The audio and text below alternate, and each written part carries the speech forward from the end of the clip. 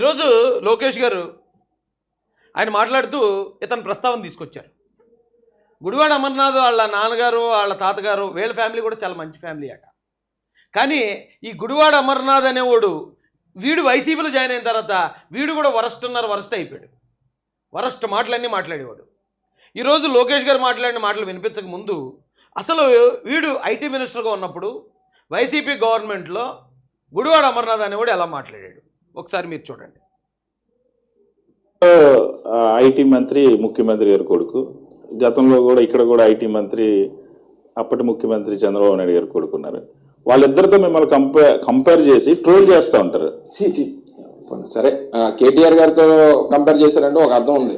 ఈతోనే compare అవుతారు ఈ joker మీద అలాంటి పెద్ద బ్రోకరు ఈ జోకరు వీళ్ళిద్దరిని కలిసి ఇండియా చూసి నేర్చుకోవాలంటే చంద్రబాబు నాయుడు గారు బ్రోకర్ అటండి, నారా లోకేష్ గారు జోకర్ అట. ఇలాంటి అంటే నాకు కూడా వచ్చేస్తున్నాయి కొన్ని బూతులు. వీళ్ళు ఓడిపోయి ఉన్నారు కాబట్టి తిడుతున్నాడు రాయేష్ అంటారేమో అని ఇప్పుడేం మాట్లాడట్లేదు. గతంలో ఇచ్చిన వాళ్ళు అధికారంలో ఉన్నప్పుడు ఇవి వీళ్ళ మాటలు, వీళ్ళ దిగజారుడు, వీళ్ళ బ్రతుకు, వీళ్ళ నీచమైన బతుకిది. వాళ్ళ గురించి మాట్లాడాల్సి వచ్చినప్పుడు చంద్రబాబు నాయుడు గారి గురించి లోకేష్ గారి గురించి మాట్లాడాల్సి అసలు నెత్తి మీద పావలా పెడితే 15 పైసలకి ఎవరైనా కొంటారు ఇతన్ని? పార్టీ కానీ అధికారం కానీ లేకపోతే ఎమ్మెల్యే కానీ ఇతను లేడనుకోండి. అతను గతంలో వైసీపీలో ఐటీ మినిస్టర్గా చేశాడు. ఇతను అనకాపల్లికి చెందినాడు. కానీ జగన్మోహన్ రెడ్డి 2024 ఎలక్షన్కి అనకాపల్లి సీట్ ఇవ్వలేదు ఇతనికి. వరా పెందుర్తి అంటే పెందుర్తి దిక్కు లేక వెళ్ళి పెందుర్తిలో పోటీ చేసి ఓడిపోయాడు. ఇలాంటి వాళ్ళు అందరూ మినిస్టర్లు అందరూ ఓడిపోయారు, తుడిచిపెట్టుకుపోయారు. కేవలం 11 సీట్లు వాళ్ళు కూడా ఎవరో కొత్త వాళ్ళు గెలిచారు తప్ప ఇలా పనికి మాలిన మాటలన్నీ నోటుకొచ్చినట్టు వాగిన ప్రతి ఒక్కడో ఘోర పరాజయం. అంటే నేలనేసి రాసేశారు జనాలు 2024లో. వాడు ఏ రకమైనటువంటి పరిస్థితుల్లో ఉన్నాడో, ఏ రకమైనటువంటి ఒకళ్ళు నిజంగా అలా చేసి ఉన్నాడు అనుకోండి. కేటీఆర్ గారికి నాకు తెలిసి బహుశా 90,000 80,000 మెజార్టీ వచ్చింది. వీడికి ఎంత వచ్చింది? 5,000 పోయి వీడు. ఇప్పుడు వైజాగ్ 5,000 తేడాతో ఓడిపోయారండి గతంలో నారా లోకేష్ గారు. అందుకని ఆడు ఈడు అని మాట్లాడుతూ, జోకర్లు బ్రోకర్లు అని మాట్లాడుతూ ఆయనకి 80,000 మెజార్టీ వచ్చిందట కేటీఆర్కి.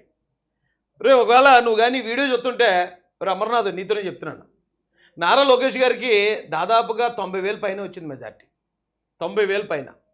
మీ అన్న జగన్మోహన్ రెడ్డి కూడా రాలేదు అంత మెజార్టీ. ఇక మీరైతే ఇక కుక్కలు ఓడిపోయినట్టు ఓడిపోయారు. మీరైతే ఇంక మీ కూడా పక్కన పెట్టండి. రాష్ట్రంలో రెండో అతిపెద్ద మెజార్టీతోటి నారా లోకేష్ గారు గెలవటమే కాదు, ఈ రోజున విద్యాశాఖ మంత్రిగా, ఐటీ శాఖ మంత్రిగా ఆయన ఏం చేస్తున్నాడో తెలుసా మీకు? ఇదే ఈ అమర్నాథ్ అనేవాడు దావోస్ వెళ్ళాలి పెట్టుబడులు తీసుకురానకంటే అక్కడ చలి ఎక్కువ ఉంది, అందుకని మేము వెళ్ళలేకపోతున్నాం, అక్కడ మేము స్నానాలు కూడా చేయలేకపోతున్నాం అని చాలా కామెడీ మాట్లాడండి. మీరు వెళ్ళి యూట్యూబ్లో కొట్టి చూడండి. గుడివాడ అమర్నాథ్ కామెడీ అని కొడితే ఈ కామెడీ వేషాలు అన్నీ వచ్చేస్తాయి అక్కడ. ఇలాంటి నీచులు పనిచేశారండి వైసీపీ పార్టీలోని. ఈ రోజున లోకేష్ గారు ఏమన్నా ఆయన ఎంతో హుందాగా మాట్లాడాడు చూడండి. ఇప్పుడు నేను ఎప్పుడు చెప్తుంటాను కథ. ఆ కథలో ఒక భిక్షగాడు ఆయన కళ్ళు కనిపించు కూర్చుని ఉన్నాడట. కూర్చుని ఉంటే ఒక ఆయన వెళ్ళిపోతూ రే గుడ్డుడా ఇలాగ ఎవరైనా వెళ్ళారా అన్నాడట. అంటే ఎవరో ఇందా పరిగెట్టారండి అన్నాడట. అతను వెళ్ళిపోయాడు. తర్వాత ఇంకొక ఆయన వచ్చాడు. వచ్చి ఏమయ్యా ఇలాగ ఎవరైనా వెళ్ళారా అన్నాడట. సార్ వెళ్ళారండి, ఇలాగ ఎవరో పరిగెట్టుకుంటూ వెళ్ళారంటే మళ్ళీ వెళ్ళిపోయాడు. మూడో ఆయన వచ్చాడట. గురువర్య ఇటువైపు ఎవరైనా వెళ్ళారా అన్నారట. మహారాజా ఇలాగ 2 ముగ్గురు వెళ్ళారండి, నన్ను అడిగే వెళ్ళారు అని చెప్పాడట. మహారాజా అడిగాడట, నేను మహారాజుని నీకు ఎలా తెలుసు? అప్పుడు ఆ గుడ్డైన అన్నాడట. ఫస్ట్ వచ్చి ఒరే గుడ్డుడా ఇలాగ ఎవడైనా వెళ్ళాడని ఒకటి అడిగాడండి, ఖచ్చితంగా అటు బొట్టుడేయడని నాకు అర్థమైపోయిందండి.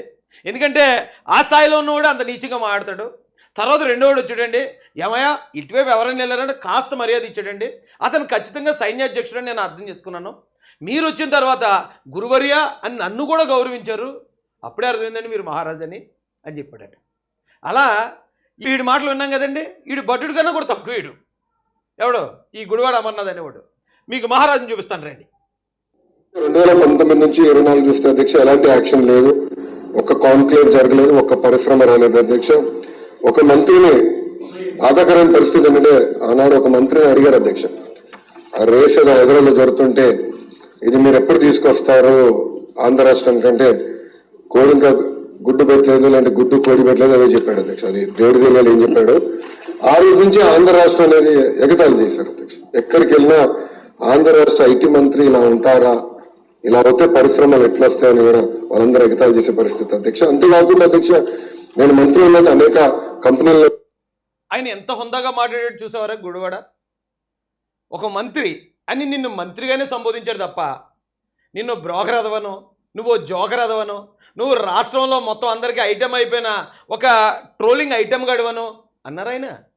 అనకుండా గతంలో ఒక మంత్రి ఇలా అన్నారు అధ్యక్ష అన్నారు. ఏమన్నారు ఇందుకని? కోడి గుడ్డు మాత్రమే పెట్టగలదు, కోడిని పెట్టలేదు కదా. సో కోడి గుడ్డు పెట్టాలి, దాన్ని హ్యాచ్ చేయాలి, మళ్ళీ దాన్ని తీసుకొని వచ్చి కోడిని తయారు చేయాలి. కోడిని పెట్టలేదు కదా, కోడిని గుడ్డు పెట్టగలుగుతుంది కదా అని మరి అంత కామెడీగా మాట్లాడండి ఒక మంత్రి. అది పక్క రాష్ట్రం వెళ్ళి అక్కడ కార్ రేసింగ్ జరుగుతూ ఉంటే అక్కడికి వచ్చిన కొద్దిమంది జర్నలిస్టులు ఏమంటే హైదరాబాద్లో జరుగుతుంది మరి ఆంధ్రలో ఎప్పుడు చేస్తారంటే దానికి చెప్పాల్సిన సమాధానం ఇదా? మేము కూడా త్వరగా ఏర్పాటు చేస్తామండి, లేదా మాకు కూడా అక్కడ మేము అప్పుడు ఆ ప్రయత్నాల్లో ఉన్నామండి, లేదా వచ్చే సంవత్సరం చేయబోతున్నామండి, అక్కడ కూడా మేము డెవలప్ చేస్తున్నామండి అంటాడా? లేదంటే ఎవడన్నా కోడిని పెట్టదు కదా, గుడ్డుని పెడుతుంది కదా. కోడి గుడ్డు పెడుతుందని తెలియని సన్నాసులు ఎవరైనా ఉన్నారు ఈ రాష్ట్రంలో? ఈ దేశంలో ఎవడైనా ఉన్నాడా? ఓటో తరగతి కుర్రోని అడిగినా చెప్తాడు. అది చెప్తున్నాడు ఒక మంత్రి. మరి ఇలాంటి వాడికి అలాంటి భాష రాకపోతే ఇంకెలాంటిది వస్తుందండి? ఎలా మాట్లాడాడు చూశారు కదా మీరు. అలాంటి డాష్ అన్నారా, డాషలు ఎదవన్నారే, ఎదవల కోసం కూడా మర్యాదగా మాట్లాడగలిగే అంత గొప్ప మనసు ఈ చంద్రబాబు నాయుడు గారికి, లోకేష్ గారికి సొంతమేమో అండి. ఇలాంటి వాళ్ళ కోసం కూడా. ఎందుకంటే వీడు జనరల్గా ఈ వీడియో స్టార్ట్ చేసేటప్పుడు నాకు ఇతని మీద అంత కోపం లేదు, గుడివాడ అమర్నాథ్ అనే మాట్లాడదాం అనుకున్నాను. కానీ ఆ మాట్లాడిన మాటలు చంద్రబాబు నాయుడు గారిని, లోకేష్ గారిని మాట్లాడుతున్న విధానం చూసినా కోపం వచ్చింది. నా కోపం వస్తే నేను కూడా ఈడని మాట్లాడుతున్నాను కదా. కానీ ఇలాంటోడు వీడు ఇన్ని మాటలు మాట్లాడాడని లోకేష్ గారికి తెలుసు, చంద్రబాబు నాయుడు గారికి తెలుసు. అయినా కూడా అంత హుందాగా ఉంటారండి. నిజం అంటే ఒక లీడర్కి ఆ పై స్థాయిలో ఉంటుంది. ఎవరేమంటే దానికి ఇమీడియట్గా రెస్పాండ్ అయిపోవటం, భావోద్రేగాలు కంట్రోల్ చేసుకోలేకపోతాం, ఇలా ఉండదు. వాళ్ళు ఎన్నో చూసి వచ్చారు. వాళ్ళు కలిస్తే గత ప్రభుత్వంలో ఉన్న వాళ్ళు చాలా స్పష్టంగా మన కంపెనీలో వాటాలు అడగడం జరిగింది అధ్యక్ష. వాటాలు అడిగారు అధ్యక్ష. దానివల్ల ఆ కంపెనీలన్నీ వెనక్కి వెళ్ళిపోయినాయి. అంటే ఐటీ కంపెనీల్లో కూడా వాటాలు అడిగే పరిస్థితికి వచ్చారు అధ్యక్ష. ఏం చెప్పాలి అధ్యక్ష? ఇంతేకాకుండా పెద్దలు అన్నట్టు మిక్సీ కూడా నాడు పట్టించుకోలేదు, ఎస్టీపీఐకి ఇవ్వాల్సిన భూములు కేటాయించలేదు. ఇంకా మిలీనియం టవర్ ఫేజ్ 2 వచ్చే గల అక్కడ సచివాలయం పెడతామని మొత్తం డ్రామా నడిపించారు అధ్యక్ష. సచివాలయం పెట్టలేదు, అలానే ఐటీ కంపెనీలు కూడా అది కేటాయించలేదు అధ్యక్ష. దానివల్ల ఆంధ్ర రాష్ట్ర యువకులు చాలా చాలా నష్టపోతాం జరిగింది అధ్యక్ష. అంటే ఆంధ్ర రాష్ట్రంలో ఉన్న ఐటీ కంపెనీలందరితో 1-on-1 మీటింగ్ పెట్టాను. ఐటాప్ నాయకత్వంలో నేను సమావేశం కూడా ఏర్పాటు చేసుకుని అక్కడ వాళ్ళు ఎదుర్కొన్న సమస్యలు ఏంటి, ఇంకేం చేస్తే బాగుంటుందని కూడా వాళ్ళతో సుదీర్ఘంగా చర్చిస్తాం జరిగింది అధ్యక్ష. టీసీఎస్ ఆల్రెడీ కమిట్ అయింది, టీసీఎస్ అనేది వస్తుంది, దాంట్లో ఎలాంటి సందేహం లేదు. 3 నెలల్లో తప్పనిసరిగా టీసీఎస్ విశాఖపట్నంలో ప్రారంభిస్తున్నారు. అంతేకాకుండా ముందు చూపుతో వాళ్ళని నేను చంద్ర సార్ని కోరాను, మీరు క్యాంపస్ ఏర్పాటు చేయాలి విశాఖపట్నంలో అంటే ఆయన ఒప్పుకున్నారు. దానికి ఆల్రెడీ భూములు కూడా ఎత్తుకుతున్నాం. ఇక్కడ ఎకో సిస్టమ్ కూడా ఏర్పాటు చేయాలి. దాంట్లో ఐటీ మినిస్టర్ అంటే చేయాల్సిన పని అది, మాట్లాడాల్సిన భాష అది. ఇన్ఫోసిస్తో పాటు ఐటీ కంపెనీలు, చాలా ఐటీ కంపెనీలతోటి లోకేష్ గారు మాట్లాడటం మనం అందరం చూసాం. ఆయన అమెరికా వెళ్ళి కూడా అమెరికాలో పెద్ద పెద్ద కంపెనీలతో డీల్ చేసుకొచ్చాడు ఆయన. ఈ రాష్ట్రానికి పెట్టుబడులు వస్తున్నాయి. ఇందాక చంద్రబాబు నాయుడు గారు చెప్పినట్టు 3,73,000 కోట్ల రూపాయలు పెట్టుబడులు వస్తున్నాయి. 3,85,000 కోట్లు అనుకుంటా. 3,73,000 మందికి ఉద్యోగాలు వస్తున్నాయి ఇక్కడ. ఇవి ఇంతకన్నా మంచి రోజులు ఏమైనా ఉంటాయండి రాష్ట్రానికి? మళ్ళీ ఈ బ్యాచ్లు, బూత్ బ్యాచ్ని, లేదా ఈ హంతకుల ముఠాని, ఈ దోపిడీ దొంగల ముఠాలని మళ్ళీ మన రాష్ట్రానికి తీసుకురావాల్సిన అవసరం ఉందంటారు అసలు? మీరు చెప్తే నమ్మరండి. రోజు పిఎస్సి చైర్మన్కి ఎలక్షన్ జరిగింది అసెంబ్లీలో. ఆ పిఎస్సి చైర్మన్ అనేది పబ్లిక్ అకౌంట్స్ కమిటీ అనుకుంటా. దానికి సంబంధించి ఎప్పుడు ప్రతిపక్షానికి ఇస్తారట ఆ పదవి. ఈరోజు ఆంధ్రప్రదేశ్ అసెంబ్లీలో ప్రతిపక్షం లేదంటానికి ఉదాహరణ ఆ పిఎస్సి చైర్మన్ జనసేన పార్టీ వరకు వచ్చింది, భీమవరం ఎమ్మెల్యే గారికి.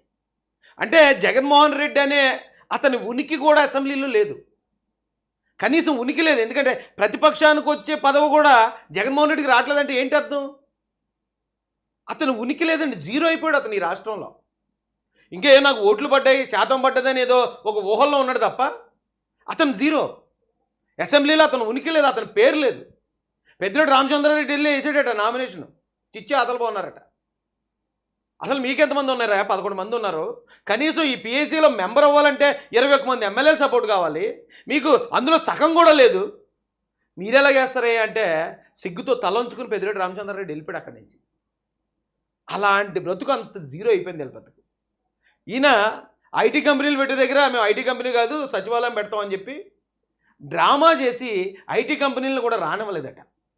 ఐటీ కంపెనీ పెట్టేవాళ్ళు అంటే వాళ్ళు కార్పొరేట్స్, ఏది కోట్లు సూట్లు బూట్లు వేసుకుని ఉంటారు కదా, వాళ్ళ దగ్గరికి వెళ్ళి ఏంటి మా కమిషన్ సంగతి ఏంటి మరి, ఏదో కూరగాయలు రైతు బజార్లోకి వెళ్ళి ఆ కూరగాయల షాపులో లేదా మాకు మామూలు కత్తి గుజ్జితే 100 ఇవ్వాలి అనే ఈ రౌడీ మామూలు వీళ్ళకి అలవాటు కదా వైసీపీ వాళ్ళకి. ఆ కార్పొరేట్ కంపెనీ వాళ్ళ దగ్గర కూడా మరి మాకేంటి వాటా అన్నారట. ఒరే ఇదేట్రా, కార్పొరేట్ కంపెనీలు మేము ఐటీ కంపెనీలు ఇక్కడ పెట్టడం, మీ పిల్లలకు ఉద్యోగాలు ఇస్తాం, ఇదే కంపెనీ మేము ఎక్కడన్నా పెట్టగలం, మేము హైదరాబాద్లో పెట్టగలం, బెంగళూరులో పెట్టగలం, చెన్నైలో పెట్టగలం, మీ రాష్ట్రం కోసం అని మేము వస్తూ ఉంటే మా దగ్గర కమిషన్లు పెడతారు కక్కురు తెదవల్లారని చెప్పి ఆ కంపెనీలు ఏమి రాలేదు ఈ రాష్ట్రానికి.